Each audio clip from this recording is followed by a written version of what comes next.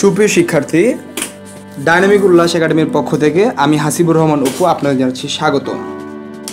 সুপ্রিয় শিক্ষার্থী, এই টেনশন মুহূর্তে আমি আপনাদের আরও দুশ্চিন্তায় ফেলতে কিছু কথা না বললেই পারছি না, তাই আজকের এই এপিসোড করার জন্য বসেছি। সুপ্রিয় শিক্ষার্থী, আপনারা সবাই জানেন যে ভর্তি কোচিং ছাড়া ঢাকা বিশ্ববিদ্যালয়ে ভর্তি হওয়া যায় না বা পাবলিক বিশ্ববিদ্যালয়ে ভর্তি হওয়া যায় না। এই কনসেপ্টটা না টোটালি ভুল। আসলে চান্স তারাই পাবে যারা পড়াশোনা করেছে। এতে ইউনিভার্সিটি কোচিং সেন্টারগুলো খুব বেশি ভূমিকা যে রাখে তা না, তবে যথেষ্ট পরিমাণ গাইডলাইন দেওয়ার জন্য এই কোচিংগুলো অবশ্যই দরকার। কিন্তু যে কারণে আসলে চান্স পাবে এমন কিছু শিক্ষার্থী চান্স পায় না, সেই বিষয়গুলো নিয়ে আমরা কথা বলতে এসেছি। যেহেতু আমরা এ ধরনের আবেগে পড়েছিলাম বা এ ধরনের ভুল আমাদের জীবনে হয়েছিল, আমি নিজেও একজন সেকেন্ড টাইম চান্স পেয়েছি ঢাকা বিশ্ববিদ্যালয়ে, ফার্স্ট টাইম চান্স পাইনি। তার মানে আমাকে কিন্তু অযোগ্য বলা যাবে না, প্লিজ কেউ ভুল বুঝবেন না। আমি এখানে কোনো দেমাগ, অহংকার বা গর্ব করার জন্য বসি নাই। আমি সেকেন্ড টাইম চান্স পেয়েছি, তাহলে ফার্স্ট টাইম কেন চান্স পেলাম না, এটা অবশ্যই কিছু না কিছু ভুল ছিল। সেই ভুলগুলোকে নিয়েই কথা বলবো আজকে আমি অপু আপনাদের সাথে। সুপ্রিয় শিক্ষার্থী, কোচিং সেন্টারগুলো আসলে পড়াতে যখন দেখলো যে না আসলে বেশ ভালো কিছু টাকার জায়গা এখানে রয়েছে, তখন তারা অনেকটা বাণিজ্যিক কোচিংয়ে কনভার্ট হয়েছে। প্রথম দিকে সবগুলো কোচিংয়ের চিন্তাধারা ভালো থাকলেও পরবর্তীতে তারা বাণিজ্যিক কোচিংয়েই নিজেদেরকে সার্টিফাইড করেছে। যেমন তারা একটি ব্যাচে পড়াবে 60 থেকে 80 জন, এতে খুবই গোলযোগ হবে, পড়া বোঝা যাবে না। তারপরে দেখা যাচ্ছে যে অনেক স্টুডেন্ট থাকার কারণে তারা সপ্তাহে 3 দিন ক্লাস দিচ্ছে।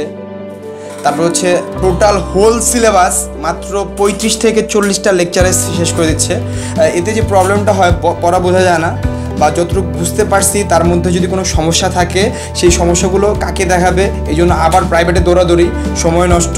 সুতরাং মেন পড়ার থেকে সময় যখন চলে যাচ্ছে, স্বাভাবিকভাবে ভর্তি যুদ্ধের এই যুদ্ধে আপনি পিছিয়ে যাচ্ছেন। যখন একটা অধ্যায় শেষ করতে বলা হয়, 2.5 ঘন্টা একটা লেকচারে 3টা অধ্যায় শেষ করা হবে, তখন একজন লেকচারার এই বার্ডেন নিয়ে যখন পড়াতে যায় তখন সে তার পূর্ণাঙ্গ কনসেপ্ট ক্লিয়ার করতে পারে না। আরও যে ব্যাপারটা যে আননেসেসারি এত জিনিস পড়ায় যে জিনিসগুলো পড়াতে আসলে মেইন জিনিসগুলো থেকে ড্রপ আউট হয়ে যাওয়া বাচ্চারা।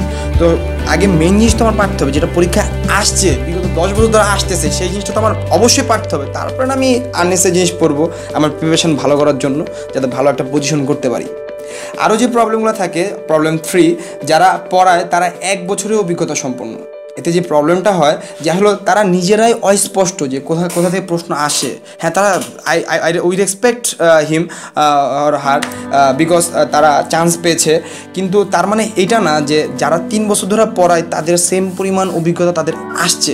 তারা কথা বলতে যাবে, জড়তা চলে আসবে, একটা অ্যানালজি টানবে, একটা উদাহরণ টানবে, বোঝাতে যায়, সেটা হবে না। তো এই ধরনের প্রবলেমে পড়ে যারা মোস্ট জুনিয়র এই লাইনে। তো ম্যাক্সিমাম বাণিজ্যিক কোচিং ভালো টিচার সাপোর্ট দিতে না পেরে যারা ভালো পজিশন করছে, ফ্রেশ ইয়ার, তাদেরকেই লেকচার হিসেবে দিচ্ছে।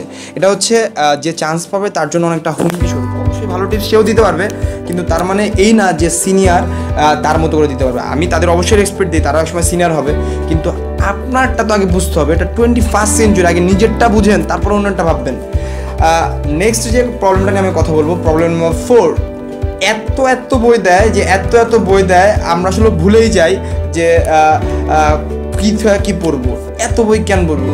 রিমেম্বার, লিমিটেড কিছু জায়গা থেকে প্রশ্ন আসতেছে, সেই জায়গাগুলো আগে ফোকাস করতে হবে। তো ওই জায়গাগুলো ফোকাস না করে যখন জ্ঞানের সমুদ্রের মধ্যে পা দিবেন, যেগুলো থেকে জীবনে প্রশ্নই আসে নাই বা আসবে না, তখন হুদায় আপনার মনে হয় বার্ডেনিং হবে। এই বার্ডেনিংয়ের জন্য আপনি নেসেসারি জায়গাগুলোকে টাইম কম দিবেন, তো আপনার চান্স আলটিমেটলি অটোমেটিক পিছিয়ে পড়বে। সহজে প্রশ্ন সমাধানের জন্য এরা শর্টকাট শেখায়। প্রবলেম 5, সহজে প্রশ্ন সমাধানের জন্য শর্টকাট শেখানো হয়। অবশ্যই শর্টকাট ভালো, শর্টকাট জানা থাকলে আপনারা দ্রুত অ্যান্সার করতে পারবেন, কারণ আমরা জানি চান্স পেতে হলে অবশ্যই 30 সেকেন্ডের মধ্যে আপনার যে কোনো কোশ্চেনে অ্যান্সার দিতে হবে এমসিকিউ। একটু খেয়াল রাখবেন যে চান্স যেহেতু আপনি পেতেই হবে, শর্টকাট পাবেন। নর্মাল সূত্র তো আমাদের মুখস্থ থাকতেছে না, নর্মাল কিছু বিক্রিয়া যেগুলো আমরা বারবার পড়ছি, বারবার প্র্যাকটিস করছি, তাই আমাদের মনে থাকতেছে না। তাহলে এর ভিড়ে আপনি এক একটা অঙ্কের জন্য এক একটা শর্টকাট, এক একটা অঙ্কের জন্য একটা শর্টকাট, তখন আলটিমেটলি আপনি হেজিটেশন পড়ে যাবেন যে সূত্র শিখবো না শর্টকাট শিখবো। আরও যে প্রধান প্রবলেম আমাদের পড়তে হয় সেটা এত শর্টকাট যখন একত্র হয়, গ্যাদার হয়, তখন হচ্ছে এটা আসলে বিপজ্জনক। যখন আপনি দেখবেন যে না একটা শর্টকাট শিখলাম, এটাতে তো 10 সেকেন্ডেই অঙ্ক করা যাচ্ছে বা সলভ করা যাচ্ছে, তখন আপনার কাছে বেশ মজা হবে।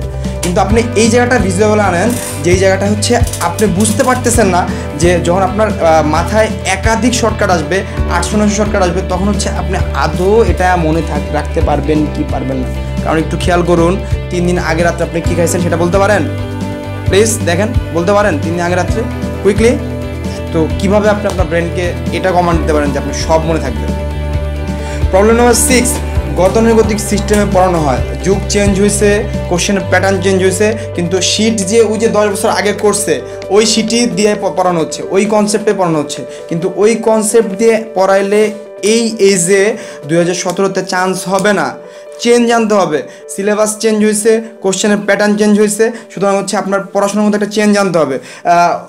তেমন লাভ হয় না, শুধু শুধু আসলে সময় নষ্ট হয় এভাবে গতানুগতিক সিস্টেমে পড়লে। বাণিজ্যিক কোচিংগুলোতে আরও যে প্রবলেমগুলো হয়, তারা জাস্ট শুধু পড়ায়। এটা প্রবলেম 7 হিসেবে আমরা ডিনোট করছি, যে তারা পড়া আদায় করে না। আমাদের উল্লাস একাডেমির কীভাবে পড়ায় সেটা সম্পর্কে আপনাদের পরে বলবো, প্রবলেমগুলো বলি। যে জাস্ট তারা একটা লেকচার দিয়ে দিচ্ছে, আসলো কি আসলো না, জাস্ট অভিভাবক একটা ফোন দিয়ে দিল, কোনো ধরনের দায়ভার তারা নিতে প্রস্তুত না, তারা জাস্ট দায়ভার এড়াই দিচ্ছে, তারা দায়িত্ব নিচ্ছে না। এতে যে ছেলেটা চান্স পাওয়ার যোগ্য ছিল সে চান্স পাচ্ছে না। প্রবলেম নাম্বার 8-এ আমরা যেটা নিয়ে কথা বলবো, কোনো বিষয় না বুঝিয়ে পড়ায়, শুধু পরীক্ষা আর পরীক্ষা। একটা বিষয় তাকে বুঝতে হবে, তারপর তার পারতে হবে, তার প্র্যাকটিস করতে হবে, বারবার প্র্যাকটিস করতে হবে, 30 সেকেন্ডের মধ্যে সে পারবে এই উপযোগী গড়ে তুলতে হবে। দেন না পরীক্ষা নেবেন, আপনি অবশ্যই পরীক্ষা নেন। যত পরীক্ষা নেবে তত ভুল বেরোবে, যত ভুল বেরোবে তত সংশোধন হবে, যত সংশোধন হবে তত ভালো সিরিয়ালে চান্স পাবে, এটা আমরা অবশ্যই মানি। কিন্তু তার মানে তো এটা হতে পারে না যে আপনি একটা জিনিস বুঝাবেনই না, জাস্ট খালি পরীক্ষা পরীক্ষা আর পরীক্ষা। প্রবলেম নাম্বার 9 আমরা যেটা যাচ্ছি, যে ছাত্রছাত্রী পড়লো কিনা, বুঝলো কিনা, পরীক্ষায় খারাপ করলো কেন, এই ব্যাপারে কোনো ধরনের কোনো কেয়ারে যাওয়া হয় না। আর এতে যে প্রবলেমটা হয়, যে একেতে ঢাকা শহরে তার কেউ নাই এমন মনে হয়। অনেক শিক্ষার্থী আসে গ্রাম থেকে, যে ঢাকা শহরে তাদের কেউ নাই, তারা এই ঢাকার এটা দেখবে ওটা দেখবে, এই করতেছে, ওখানে ঘুরতে যাচ্ছে, এর সাথে দেখা করতে যাচ্ছে, তার যে ফ্রেন্ডরা ঢাকায় এসে পড়ছে তাদের সাথে আড্ডা দিচ্ছে। তো এই ব্যাপারগুলোতে কেয়ার নেয় না। তো এই কেয়ারের জায়গাটা আসলে কোচিং সেন্টারের পক্ষে নেওয়া সম্ভব কিনা সেটা আমরা দেখব, কিন্তু নেওয়া উচিত ছিল। তারা এত টাকা তাদের কাছ থেকে নিচ্ছে, তো নেওয়া উচিত না। প্রবলেম নাম্বার 10, এটা নিয়ে আমরা কথা বলবো। বাণিজ্যিক কোচিংগুলো এর কোনো ব্যক্তিগত প্রাইভেট কেয়ার নেই।